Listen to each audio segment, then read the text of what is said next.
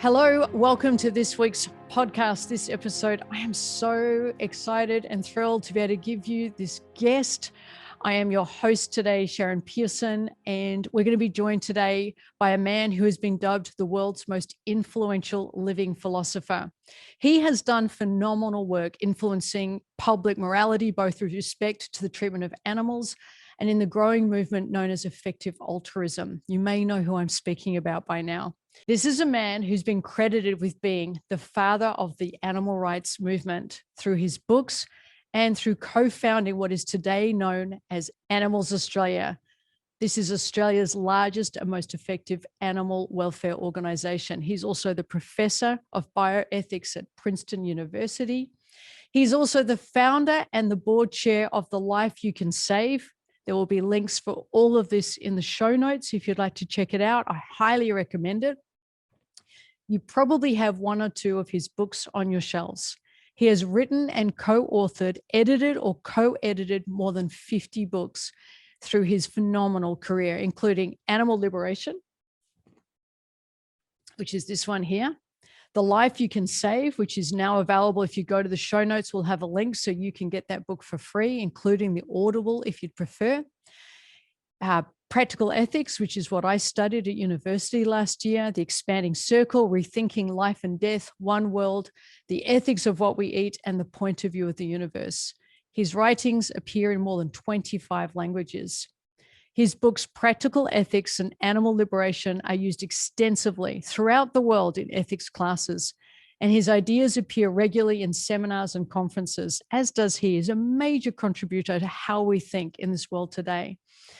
This is because he appears so regularly because, according to Saka Akhtar from the magazine Believer, he approaches such topics with such a zeal that he suggests computing the moral significance of every passing minute. I just love that quote. He tackles the hard questions of the day, from research on cloned embryos to the use of animals in food and research.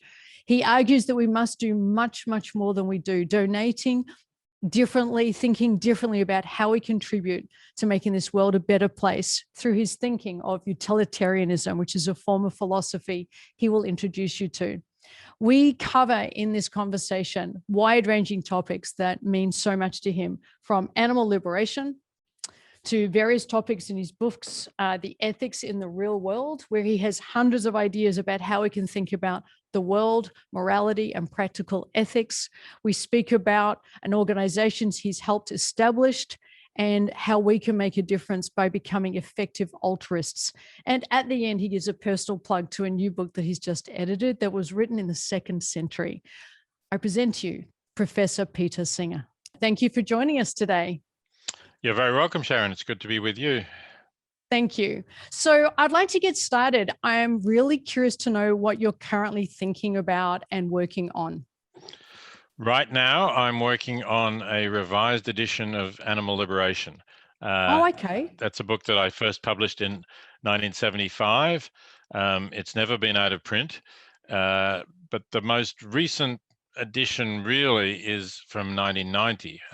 By that I mean there are editions which look like they're more recent. There's a 2009 one, I think. Exactly, that's one of the paperbacks. It does have a new preface, and it has some additional material at the end, but the basic text in between the preface and the supplementary material at the end is pretty much unchanged for 30 years. So that's not good, obviously. If you want to keep up with what's going on in terms of factory farming, kinds of experiments that are performed on animals, and of course the impact of climate change and what that's done to our thinking about eating meat, we really, I really need to make some changes, a lot of changes to the book. So that's my current project. Well, I wasn't going to start there, but we will. And we'll talk about Animal Liberation and your book. You released it in 1975, and the landscape of animal liberation or animal welfare was very different then. Can you paint a scene of what it was like and what was the impetus for writing this, what ended up being a completely transformational book for animal welfare around the world?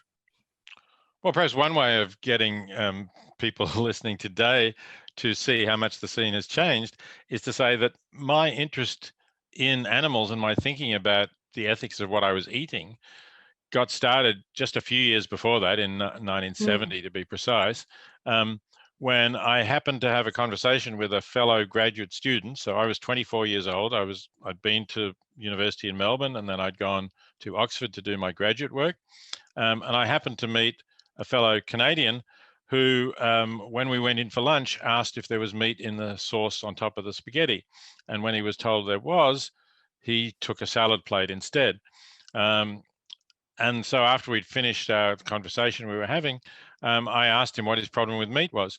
And I think this was really the first conversation I'd had with a vegetarian. Maybe he was the first vegetarian that I'd met, or perhaps I'd met some Indian vegetarians for Hindu reasons, but certainly the first person who I'd met, a vegetarian who just had a straightforward kind of ethical answer to that question, that he didn't like the way we treat animals and didn't really want to be complicit in the way animals were being treated.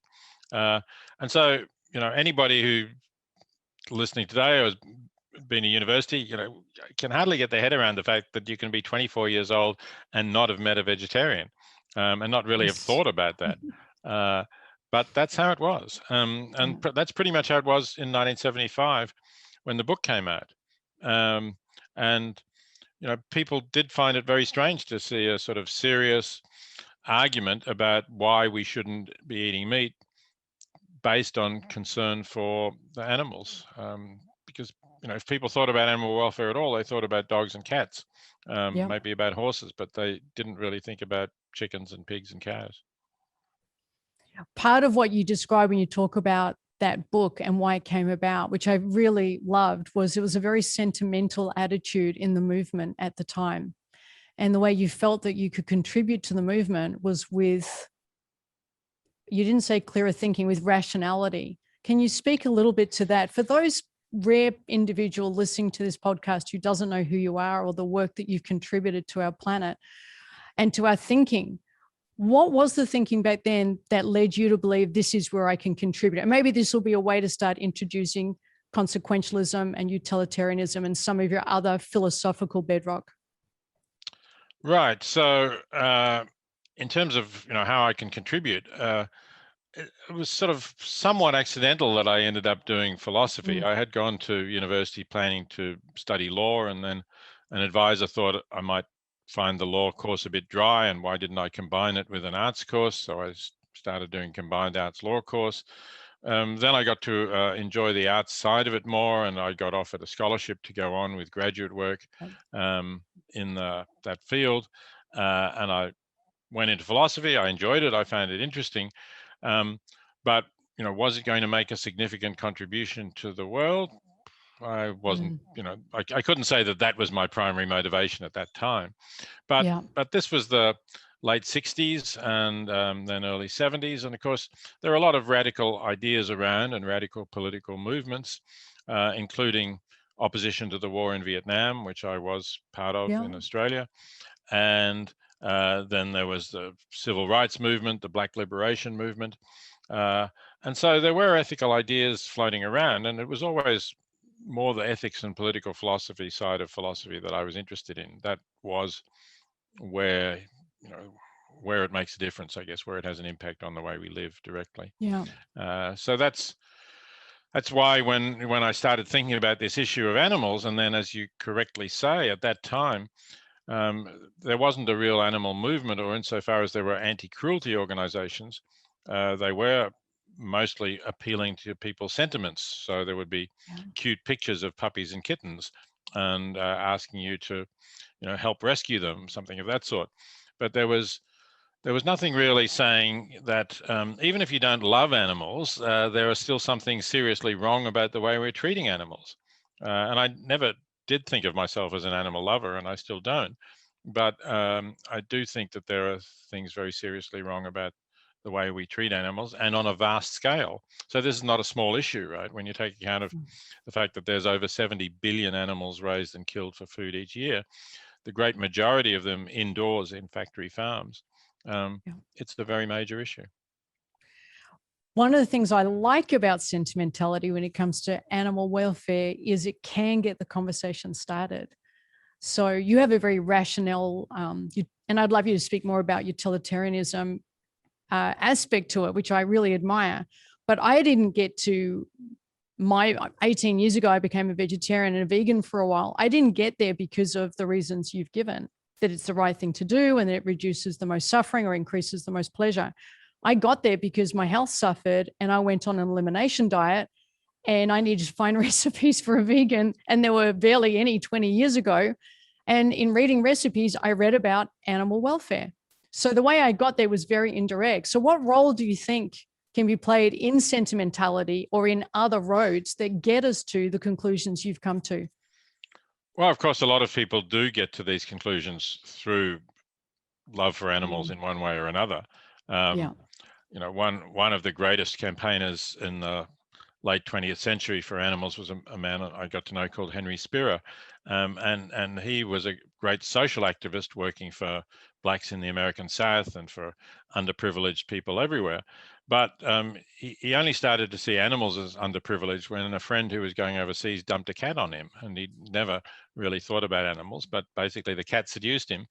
And you know, more or less around that time, he came across some of my writing, and that did help. But you know, yeah, without the cat, maybe we would have lost one of those great campaigners. Yeah. So you know, I'm not putting down love for animals at all. I think it's a great way to get people to understand that animals are individual beings, that their lives can go well or badly for them, and that we should be caring about them. We shouldn't just draw the boundaries of moral concern around our own species. So yeah, it definitely plays a good role. But you know, you asked about my utilitarianism. So philosophically, I hold the view that the right thing to do is the action that will have the best consequences. And by best consequences, I and the classical utilitarians mean do the most to promote happiness and reduce suffering.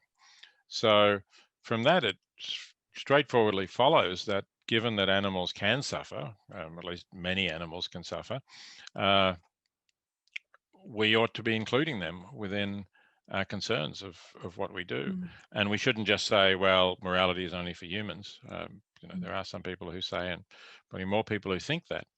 But you know, we certainly think when it comes to humans that even if you're not particularly rational or you know, nevertheless you can't. We still think humans have a certain moral status that makes it wrong to do things to them, even if they lose or never have the higher cognitive abilities. But when it comes to animals, we say, well, they don't think, they're not self-conscious, they're not autonomous, they're not moral agents, all of these things. So they don't really count. But I think that's just a mistake, and it's, as I say, not something we consistently apply within our own species. So we shouldn't use it as a way of drawing lines between our species and other species. You speak really eloquently about speciesism and particularly around chimpanzees. I remember back in 2014, there was an article you wrote in this book that you've written, which I love, The Ethics in the Real World. And you were speaking about the rights of a chimpanzee. And in 2014, I understand it went to court in Europe to get a chimpanzee to have human rights. Talk about how the logic of utilitarianism arrives at that point where we elevate, that's really poor choice of words, to the same level as how we prize human life. Yeah, well, as I say, I think it is a critique of drawing the boundaries of rights just around our species, and it's it's saying there are other things that matter. Now, this particular case you mentioned was based on a chimpanzee, and chimpanzees do have capacities to think and to reason to a certain extent and solve puzzles. And there's research showing that they anticipate things in the future. They're thinking ahead as well, not to the same extent that we do, but significantly. So I think the chimpanzee was really taken as a kind of test case, basically challenging the courts to say, well, how is it that we're saying all human beings have rights, irrespective of their mental capacities? But here's an animal whose mental capacities are clearly superior to that of newborn babies and superior to that of some profoundly intellectually disabled humans. And yet this chimpanzee doesn't have rights. Why should that be? So I think that's basically a way to try to bridge the gulf that both law and popular morality place between humans and animals. And I think the thinking is that if you can do that for chimpanzees, well, we'll also bring some of the other animals closer. And although that 2014 case in Europe didn't succeed, there are other cases going on. And right now, the New York State Court of Appeal, which is pretty high, Kate, the highest court in the New York State system, is going to hear a case on behalf of an elephant who's been very miserably imprisoned, solitary for many years in a zoo in New York. So that will be interesting. And just the fact that the court has agreed to hear this case is something of a breakthrough. I think it's the highest level court in the English-speaking world anyway to hear a writ of habeas corpus, which is an ancient legal writ for, basically it says, give me the body, show me if the king was holding someone, why can't you give that person over to me? Why are you holding him? And if the court says it does apply to an animal, that would be something of a breakthrough. How do you think the animal liberation movement is doing since 1975? It's obviously come a long way. There's a lot more vegans. It's a more normal conversation to sit down in a restaurant and say, I'm vegetarian. I remember when I began being a vegetarian 20 years ago, it stopped conversations and restaurants had nothing. I remember traveling Italy and couldn't find anything but rice to have. It was so strange all those years ago. That's really basic and anecdotal. How far do you think the movement's come? Well, it has come a long way in that respect, in the understanding of people choosing not to eat meat or even to be vegan, and what that means. People wouldn't have understood what the word vegan meant 40 or even 20 years ago. So it's come a long way there. It's come a long way in terms of having some political influence and being recognized by governments as a group that they ought to listen to, that people do care about. But it hasn't come that far in terms of changing the conditions, which got me to think that what we're doing to animals is wrong, and wrong on a vast scale, because there are still billions of animals in factory farms. The conditions might have improved a little bit, might have been tweaked a little bit with some regulations in some countries, particularly the European Union has banned some practices that unfortunately still exist in Australia and still exist in much of the United States, although there are now 7 states, including California, that don't allow hens to be kept in cages, for example. So we're making progress, but it's been a long time. You couldn't say it was rapid progress, unfortunately, and I'd like us to move forward a lot faster. If I was queen for a day, I would declare that all abattoirs had to be renamed slaughterhouses and had to have glass walls. Well, exactly. In fact, though we could just do it with webcams now. We really have the technology. We don't need glass walls. And why not factory farms as well? Why not everywhere where animals are housed? Why not laboratories? Why doesn't the public have a right to see what's going on in these places? Our morality seems to move with proximity. Our morality meter goes up if we're proximate to the suffering. We have a view on that suffering, but the suffering that's out of sight, we're okay not having a view of. But it is the same suffering that is contributing to our choice of what we can eat or whatever. We need to close the proximity gap, and suddenly your ethics will be normal. Yes, I hope so. I hope we can do that. But you're right. We like to look away from things that are unpleasant, and we just continue supporting them indirectly, because essentially buying the products of the animal exploitation industry is all the support it needs from us. And we continue to do that. But if somebody says, do you know what life is like for an animal in a factory farm?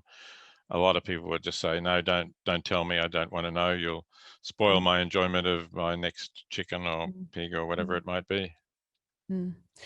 Thank you, Peter. And can I also just, on behalf of my team here, who just love that you're here, thank you for the movement you created and how far you have fought for a cause that matters so much. This is going to go to 300,000-400,000 people.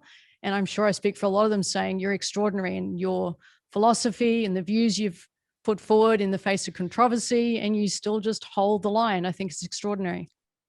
Well, thanks very much. I don't see that controversy is a reason for changing your views. Good arguments might be, but not controversy. But thank you, and I certainly appreciate the opportunity to communicate with your 300,000 viewers. Yeah. I think it'll probably be more with Peter Singer. Yeah. I think that's the bottom baseline. We got into animal liberation because that's the work you're working on now. But what I've been thinking about, if I was to talk to Peter Singer, the question I want to ask, and which I puzzle over, is how do you determine what's right or wrong or good or bad? And I struggle even with utilitarianism, and perhaps we can speak about it through that frame, or you can bring something else in. But how do you think about what's good or bad or right or wrong? Well, I do think about it through the frame of utilitarianism. That's something that I came to, obviously, over a period of time, and I think about very often. And you're certainly not the only one who doesn't find that easy to accept. And there are other very good philosophers who take different views, and of course, I listen to them and take a look at why they hold the views they do and why they don't accept utilitarianism. And that's an ongoing debate, and it should be. That's what philosophy is like. We don't try and enforce conformity or agreement. We encourage open debate, because that's the way in which we better understand our own positions and the positions of others.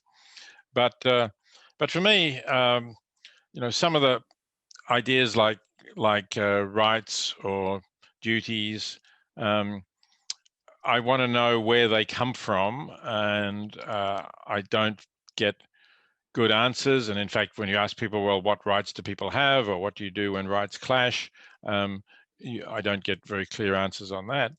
It's not that I'm opposed to talking about rights, whether it's human rights or animal rights, but I think they have to be derived from something. And when I ask myself, what can they be derived from?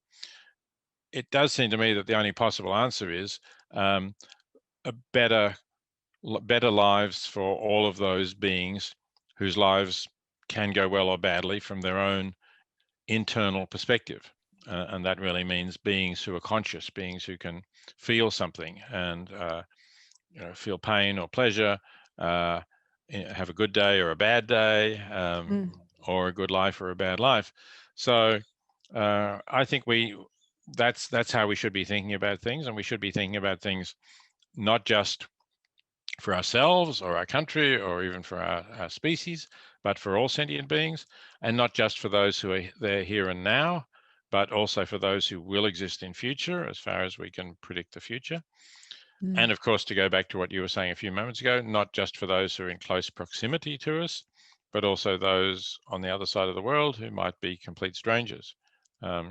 So that's the kind of framework that I use. It's one that's impartial between sentient beings, just giving equal consideration to their interests, whatever those, where the interests are comparable or similar, and trying to do what you can to make the world a better place in those terms. Okay, so I guess the reason for my question is I'm noticing there's a lot more advocacy these days for hurt feelings being worthy of stopping a message. And then I listened to what you said about good and bad in another interview you did, and I'm finding a conflict between the two. How do you not hurt someone's feelings if you have a controversial idea? And if we agree that we're meant to be doing the least harm, does that mean we stop saying it? At what point does this moral code kick in? How much hurt feelings are we allowed to tolerate or cause someone? Well, there's no answer to how much hurt feelings in general, because it depends on what's on the other side. So certainly we should not gratuitously hurt someone's feelings. And a lot of the nastiness that you find on social media, where people do abuse each other and sling off, is quite wrong, because it's not serving any real purpose. Maybe people are letting off steam for themselves, but it's not serving a purpose. On the other hand, when it comes to controversial ideas, if the ideas are ones that have the possibility of being right and of making a positive difference to the world, then I think we should be prepared to accept a certain amount of hurt feelings. I don't think we can say that you can't express an idea that might hurt someone's feelings, because it would be hard to say anything new or different if Exactly. that were the case, right? So a lot of the things that we now take for granted, like, let's say, the idea that people with a same-sex orientation ought to be able to marry, Mm. that would have been regarded as extremely offensive to many religious people who thought that this was a terrible perversion and contrary to God's will and so on. So, you could imagine those people, if they took the standards of today, saying, well, we have to make sure that nobody is allowed to express those views. We have to cancel them, if you want to use that term, so that Yeah. these dangerous and perverted views contrary to God's will don't get into the community. But obviously that would have been a bad thing to do. Yeah. So we have to be prepared to accept that if ideas are serious ideas that have the potential to make a difference in the world, and a positive difference, we have to allow, I think, ideas to be exchanged and to be argued about. And that's the way in which we find out what is right and what isn't. The way I'm seeing it is, if we're not willing to explore bad ideas, we risk not ever getting to the good idea. Because I don't always say what I mean the first time as well as I want to say it when I'm building a program here or something like that. But it leads to an idea of significance down the track. But if it wasn't allowed to flourish in the beginning, when it was very misguided or completely off base, it never would have come to fruition and touched people's lives. So surely it's an imperative that this idea of freedom to explore different ideas that may conflict with somebody else's needs to be encouraged. Yes, I agree entirely with that. And not only do we need to have criticism and discussion to refine our own ideas and improve them, but even if somebody, even if an idea is correct, I think people don't really understand why it's being held unless you allow somebody to object to it, and then somebody else will respond to that objection and lay out the reasons why we hold this idea. Because if you don't have that, it's just like a dogma. It's just something, well, this is something we all believe, but why do we believe it? Do we allow it to be questioned and challenged, and has it withstood those challenges? If it has, then we have an answer to why we believe it. If it hasn't, maybe we don't have an answer. How would you describe the state of the academy right now, given the amount of controversy around controversial ideas and professors being cancelled, or younger people in the academy feeling intimidated? How would you describe the state of play, and what is it you would like to see? Yeah, it's not as terrible as it's sometimes been painted, but it's certainly also not as good as it could be. And I do count myself fortunate that I'm not starting out as a young academic without any security of position at this particular time, because who knows, I might not have got further. So I'm thinking of one idea you may have had that came up in Germany that perhaps wouldn't have been that helpful if it was this time. Right. So you're talking about my ideas about parents having the possibility of euthanasia for their severely disabled infants.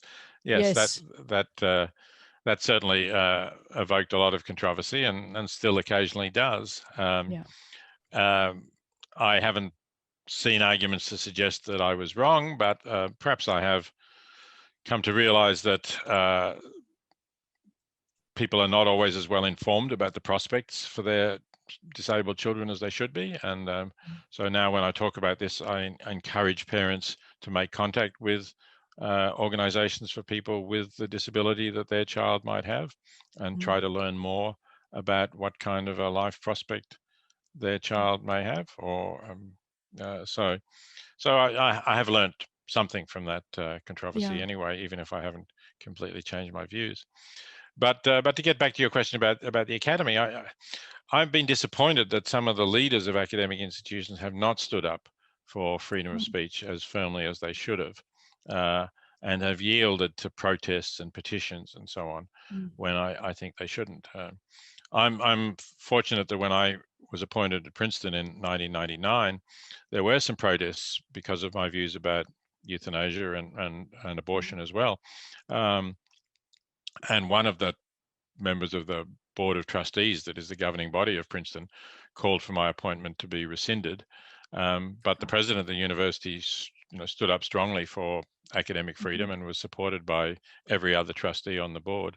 So I'm glad that happened, and I'm pretty confident that would happen again at Princeton with the president we have today. But obviously there are some other academic institutions around the world where people don't stand up in that way.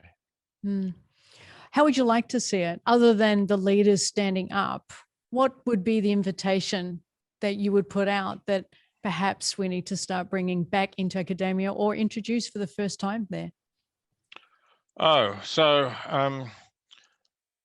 I think what we need to bring back is greater respect for freedom of thought and discussion, and somewhat less sensitivity to people being offended. I think that has been taken too far, and people have extreme stances on things that have caused offense, and that certainly wasn't the case when I was starting out as an academic. So yeah, I'd like to see more robust discussions. I'd also like to see less political partisanship in a way. I have a feeling now that people sort of, let's say if they're progressive, if they're on the left side of the political spectrum, they feel they have to adopt the whole package of positions. I certainly consider myself on that side of the spectrum in many areas, but I don't feel that I have any obligation to support everything that's said. And there are some things that are said by people on that side that I will disagree with. And I think it's much better to respond issue by issue than to take up a whole group and say, yeah, well, this is what progressives believe, so this is what I believe. Let's throw religion in there. I would say maybe that as religion goes down, secularism comes up, nothing's changed in the human being's desire to connect, to belong, and to know what they stand for. As religious dogma decreases, other dogmas seem to increase. Do you see any parallels? Is that anything you've given thought to? I've certainly given thought to, in a way, I suppose, the resilience of religious belief, which, if you'd asked me 50 years ago whether it would be as strong today as it is, I would have said, no, I think it's on the decline, and it's particularly in those nations where people have high levels of education, it will continue to decline. But that hasn't happened. Maybe it has declined somewhat over that period, and depending on which country you're talking about. But part of the reasons for that resilience is, I think, as you say, people have a need to belong. And the question is, for some people, their church or mosque or synagogue has been that place, and is there really something that can replace it? Now, I think that's, again, that does vary from country to country, and the strength of your institutions that you might be part of, and your group of friends. But I think it's part of the reason why a secular view hasn't become more or less universal among people with some education. Morality seems to be difficult for humans. We seem to wrestle with it. What are your thoughts on how to bring a moral frame to decision making? How do you approach morality? What are your thoughts on it? And perhaps throw into the mix sentimentality and your thoughts on that, because we do seem to squish them all up together. Right, we do. So one of the things that I think about when I approach moral issues is I try to distinguish my gut responses, what you might call yuck reactions, from my reasoned judgments. So, I think we are clearly evolved beings. We have evolved from social mammals over millions of years. We have, our closest relatives are the other great apes, because we are also great apes. And we know a lot more now about the behavior of great apes and of other social mammals. And we also know a lot more about what goes on in our brains when we're asked about moral dilemmas. There have been scientists like Josh Green who've ask people moral dilemmas while they're having their brain scanned and see what bits of their brain are active at that particular time. So we know now that we have these kind of instantaneous responses to descriptions of certain situations, which are visceral, which we might say, yeah, no, that's wrong. But I think we also know enough to say these are biologically evolved. These helped our ancestors to survive and to reproduce and to ensure their children survived for millions of years. And so they have been, to some extent, hardwired into our psychology. But that doesn't mean that they're the best way of approaching questions in the 21st century, where things are very different. And this goes to one of the things that you said earlier about when we're in proximity to people, or to animals for that matter, we'll respond much more strongly than if we're merely thinking about distant strangers or animals far from us. And that's because for all of those millions of years, we lived in small face-to-face societies. Most people think that humans lived in groups of between 1 and 200. So we knew everyone in those societies. It was a lot of mutual helping, obviously. We helped them and they helped us in times of need, and we responded to them. But we didn't really know or care in the same way for people who might be living just on the other side of the mountain ridge of our valley. So we, when we now have much greater ability to assist people on the other side of the world, and when we're much more interwoven with them, as of course the pandemic shows, because we didn't get the pandemic from within Australia, it came from outside. Then we have to change. We have to think on a larger, more global scale, and that kind of small group morality that is still wired into us in some respects really needs to change, or we need to change the decisions we make so that they do have a broader focus. How does that reconcile with your views on border management, international border management? Well, I think there are two things that I want to say on this. One is that, as I said earlier, my morality is quite impartial, and the interests and well-being of somebody who comes from the other side of the world shouldn't count less for that reason than the interests and well-being of my fellow Australians. But at the same time, I recognize that that is a rational take on the issue, which for most people is not going to be dominant.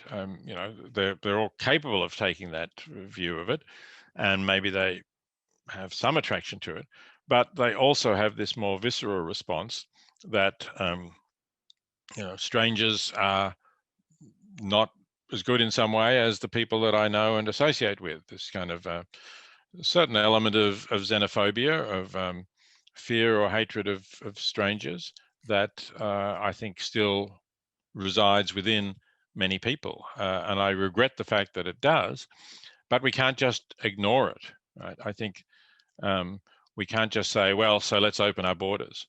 That would not lead to a good situation because of the hostility of many people in any countries. It's not particularly about Australia.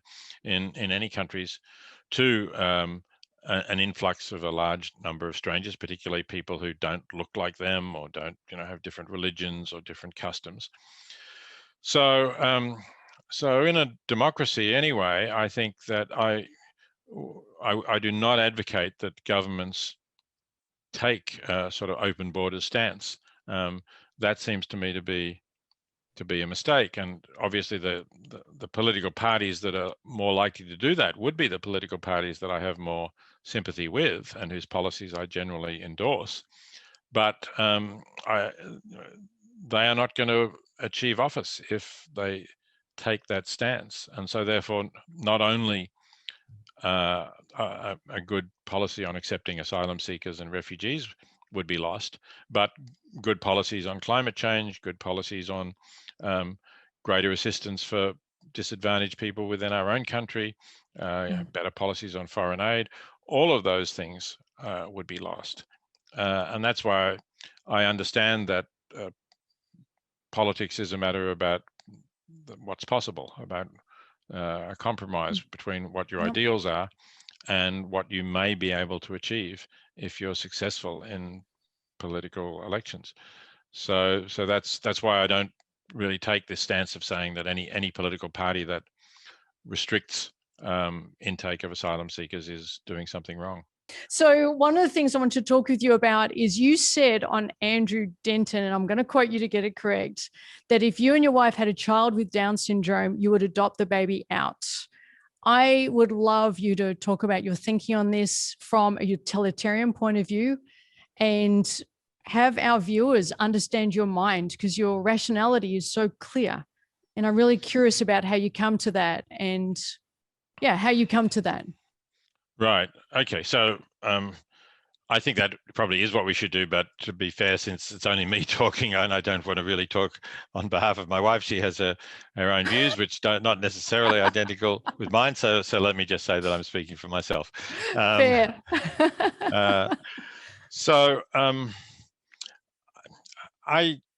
Maybe it's something about the kind of person I am, but I would like to have a child who I can have eventually, obviously, not immediately when they're very small, but who I can have the kind of conversation that you and I are having now with. And I think that's unlikely with a child with Down syndrome. So to me, it would be a shadow hanging over the relationship. I know that children with Down syndrome, people with Down syndrome, can be very loving and warm and close, but it would be a shadow over the relationship that I think I would always feel some regret about, that my child would not grow up to be the kind of child that I could regard as fully an equal in terms of thinking about issues about in the world and thinking how best to help the world and to make the world a better place. So that's why I think I said that. Now, some people have probably, the discussion arose from somebody asking me, given that I think that parents ought to have options of euthanasia for severely disabled newborns, whether I thought that was the right thing to do in the case of someone with Down syndrome. But what I'm thinking about when I'm thinking about parents having that option is children whose lives are going to be ones of suffering for themselves, and where you're not likely to be able to find adoptive parents who would love and cherish that child. And I don't think Down syndrome is one of those cases. It's certainly not necessarily a situation of suffering for the person with Down syndrome. They can enjoy their lives, and because, as I say, they can be warm and loving children and people, there generally are couples who would be willing to adopt them. And that's particularly so now.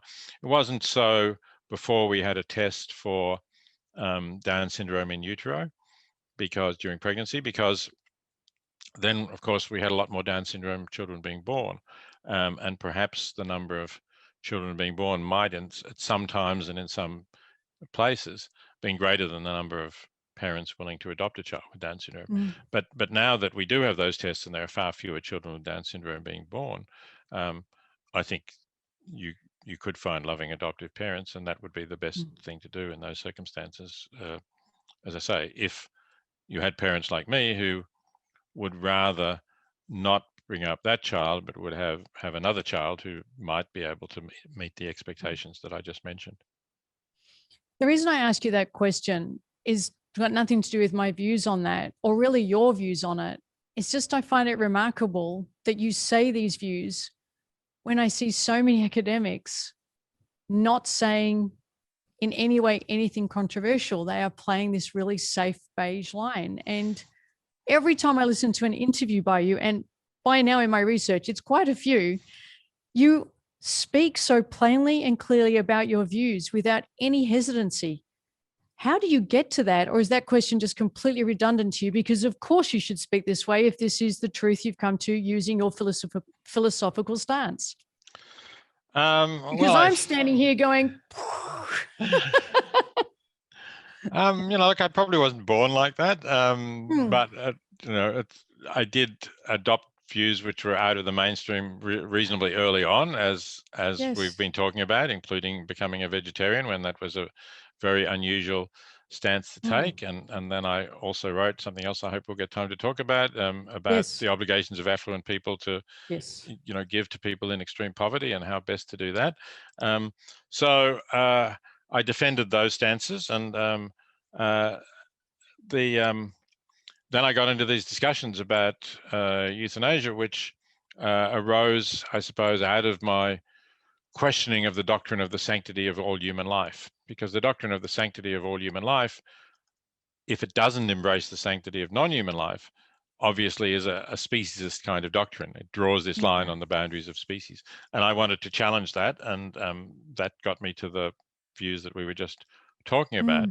But I felt that, well, if I'm a philosopher, I should be prepared to speak up and give reasons for these views that I hold, and show why they're part of a coherent and defensible set of moral views, as I believe them to be. Your mind is phenomenal. And I would love to speak with you now about effective altruism. Thank you for the segue, Peter. Right. I was looking at the website GiveWell.org and the philosophy behind it. Please share with our viewers what you consider effective altruism to be, and then we can unpack it a little bit. Right. So effective altruism is both a philosophical view on life and a social movement. The philosophical view on life is that one of your aims ought to be to make the world a better place. Obviously, most of us are not saints. We're not going to devote ourselves 100% of the time to making the world a better place. But I think it's reasonable to ask people, certainly people who are not struggling to survive, to have that as one of their aims.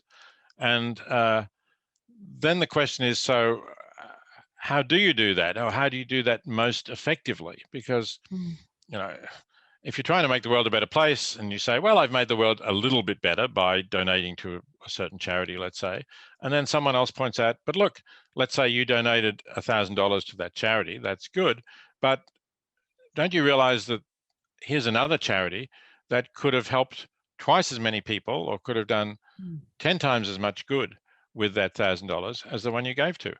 And if that is the case, and that very often is the case, then it seems a mistake to donate to the charity that does less good.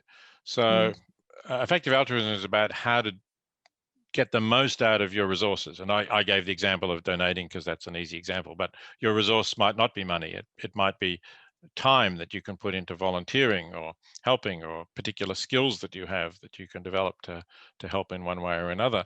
But whatever it is, I think we ought to be thinking about how can I use them as effectively as possible.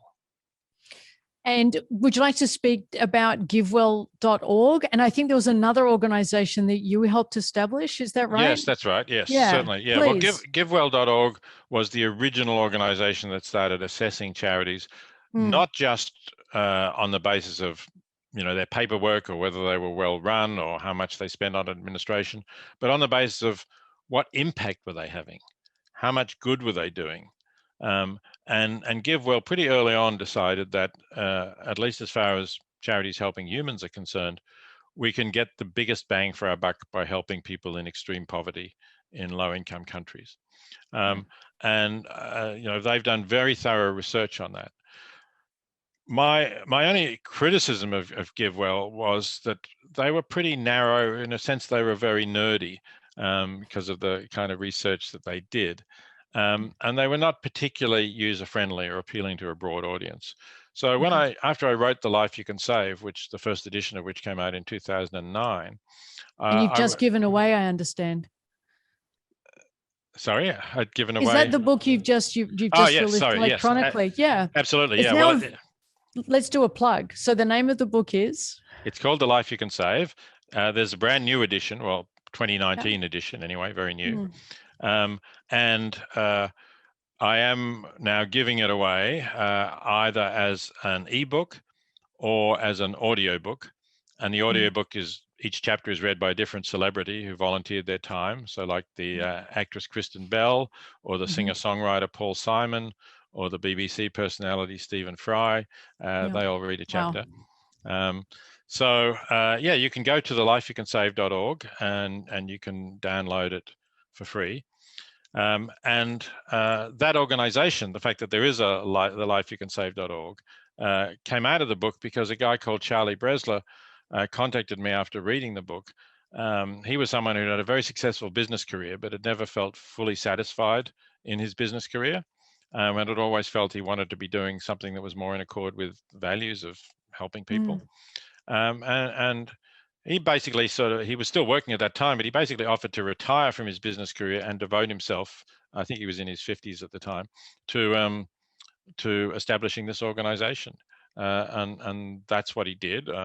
I'm chair of the board, but he was the chief executive for many years. He just stepped down to a slightly less intensive role, and we now have an Australian called Richard Wikström as the chief executive of the World Organization, and also working in Australia, of course. So yeah, as I was saying, that organization is designed to be broader than GiveWell, to disseminate the results of GiveWell's research and of research by some other organizations that followed GiveWell in doing that kind of impact-related research. And we will be increasingly doing some of our own research as well. But I think it's designed to have a broad appeal and to encourage people to think about their charitable donations and to go to the website, and you can look at about 20 recommended nonprofits that we have there, and you can donate to them through the website, and 100% of your donation will go to the organization. We're just providing the service without taking any commission or anything like that. So I hope people who are thinking of donating will have a look at that and find the organizations that they like and that suit their interests. They're all good ones, and they're all ones we unhesitatingly recommend. And you've recommended them based on a rationale. You've literally studied how effective they are in getting the dollar to the person or the cause that needs the help, rather than going on administration or any other costs. Yes, that's right. It's the value you get, which might be saving the lives of children by preventing them dying from malaria, or it might be restoring sight in people who are blind and can't afford to get cataracts removed, or can't afford to treat and prevent other forms of blindness, or providing surgery for young women who've given birth without medical assistance and have damaged their uterus, and it's developed what's called a fistula, which means that there's a hole between the bowel or bladder and the uterus, and they leak feces or urine through that, and their lives basically are ruined in those circumstances unless they can get some surgery. The surgery is not expensive; it's a few $100s, and you can give a young woman her life back. So there are, we've looked at all of those organizations, and we're confident that they are using money that's donated to them with very high effectiveness. My understanding, this is in the public domain, Peter, but if you don't want to answer, that's fine. I did read in Ethics in the Real World, you believe we should talk publicly about our charitable donations. So I'd like to invite you, because I think I do know how much you give to make a difference. It's phenomenal. Yeah, I'm giving somewhere between a third and a half of my income. Look, I'm fairly fortunate. I'm still a professor at Princeton University. I'm half-time now because I want to spend more time in Australia. But professors are well paid there, and I have some other earnings. Obviously, you've shown some of the books. I earn some royalties, and so I'm pretty comfortably off. So that's not a level that I'm recommending for everybody. That would, I recognize, be extremely tough for many people.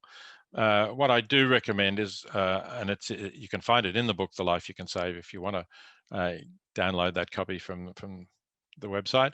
I recommend a kind of progressive scale of giving. So people who are on fairly modest incomes, I suggest they start with 1%, just to be giving something. And if they get comfortable with that and feel that that's okay and it's something worthwhile that they're doing, they build up from there. And on the other hand, people who are very comfortably off, I think they can certainly get to the kind of level that I'm at. They can donate a third of what they're giving, perhaps, and yes, they will have less cash, but basically the research shows that consumer spending isn't really very satisfying in the long run. People get a bit of a boost when they get this exciting new car or whatever else it might be, but it wears off. Whereas the fulfillment from knowing that you're helping people and doing something good in the world doesn't wear off. It gives you a kind of a harmony between your values and your life that I think is very rewarding. this question may be too pointed. It may need to be an open question, but I sense, I don't think you do pride, but is it an equivalent for you in how you live your practical ethics so completely? Look, I'm not really proud of what I No, do it's the wrong word. Wrong word. I mean, and you know, look, I could be doing better. As I said, I'm not a saint.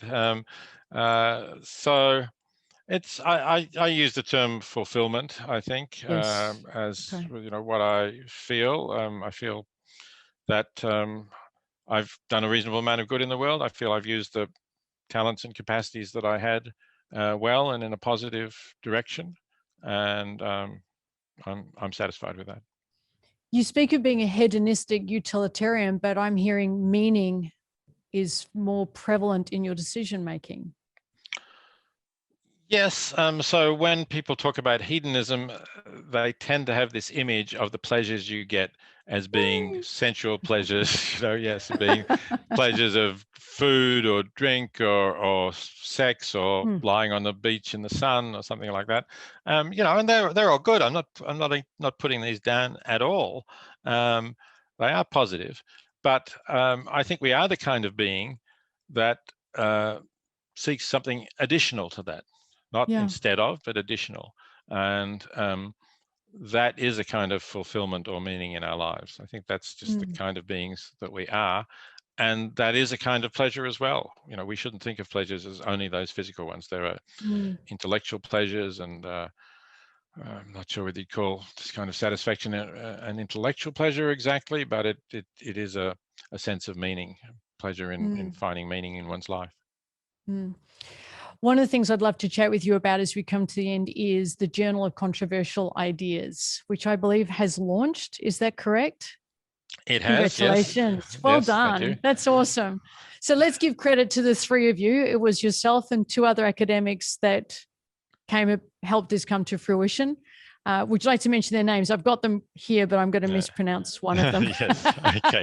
You're probably thinking of Francesca Minerva, who's an Italian academic who has herself been subject to abuse and physical threats for articles that she's published.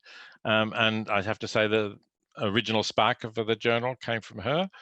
She talked to me about it, and we also talked to Jeff McMahon, who's a professor of moral philosophy at Oxford University and a good friend of mine. And it's the three of us who have put this together, essentially because we all believe that ideas are important. It goes back to what we were talking about before, about the importance of being able to put forward different ideas. It is an academic journal, so it's not for everybody to just publish something in. But we send out all of the articles we receive to experts in the field, and we get their reviews of those articles. And if they think that they're well argued and rigorous, we'll accept them. Sometimes they say yes, but, and needs to be revised here or there. And then if the revision comes up, we accept them. And quite a lot of them we reject. But yeah, we have published the first issue. It's an online open access journal. We've had some donors who've made that possible. So you can go to journalofcontroversialideas.org and you can read the first issue. You can also support the journal if you feel like doing that. And the other particular feature, because of course there's lots of academic journals, is that we allow authors to publish under a pseudonym if they're worried about being subject to abuse or about damaging their career prospects, as we were talking about before. And we have 10 articles in the first issue, and 3 of those authors chose to publish under a pseudonym. And the purpose of the Journal of Controversial Ideas is to provide a safe place, a voice for ideas that have been pushed out of the mainstream that perhaps you feel and think and have assessed need to be heard or are worthy of discussion. Have I captured the purpose of it? Yes, that's right. Yes, we want to provide a sort of way in which ideas can be expressed, even if other forums are closed to them. And in fact, one of the articles, not one published under a pseudonym, but one of the other articles, the author put a little note there saying that this article had been accepted by a journal, or was positively reviewed anyway by the journal. It looked like it was about to be accepted. And then after the murder of George Floyd and the concerns, very proper concerns, of course, about racism in the editors seem to have second thoughts and then rejected it. So it's by no stretch of the imagination a racist article. It's discussing cultural traditions involving blackface, involving people colouring their faces, and whether those are always wrong or sometimes defensible. But that's an example of something that I think is a good, well thought of article, and as I say, in no sense a racist article, but something that journals didn't want to touch after in the last year or two. How's the funding going? How's it going? We've certainly got enough to publish the next couple of issues. So we're going to be around for a while, and I hope that as we publish more, we'll get more support from people who will like what we're doing. We'll include links to everything we spoke about, Peter, and to all your major works as well in the show notes, so our viewers can access more of your thinking, which I think would be just marvelous. Is there anything we haven't spoken about as we wrap up that you feel is worth mentioning, or you think maybe you'd want to address? There is one more thing, actually, and I'll show it to you. Please. This is my newest publication. I can't say it's exactly my newest book because I didn't write it. I edited it. It's written by this person, Apuleius, who lived in the 2nd century in the Roman Empire. And he wrote this really funny, bawdy novel about a man who by magic gets turned into a donkey. And what he experiences as a donkey. And it's very funny, but it's also very empathetic to animals, quite surprisingly for something written in the Roman Empire. So I hope that your readers will pick it up and enjoy it. That's going in the show notes as well, for sure, Peter. Absolutely. Terrific. You're so good doing that. That's so fun. Look, thank you so much. Peter, on behalf of my team, who are all raving fans of you and people who aren't in the building, so there's 30 raving fans in this building who are excited that you're chatting with us. And as I said, this is going out to a lot of people who'll be so pleased that your voice is amongst the many and much of the noise that's going on with such clarity and with such a beautiful clarion call to live a life of deep practical morality. You're a good, kind man. I studied you at university last year. I read your book last year and I never dreamt I'd be, so I'm a bit of a fan. Great. Well, terrific. And congratulations to you on building up that audience for thank you for what you're talking about. Thanks, Peter. Great. Keep up the great work. Please go with our blessings and our kind thoughts. Thanks a lot, Sharon. Bye. Thank you, Peter. Bye-bye. Bye.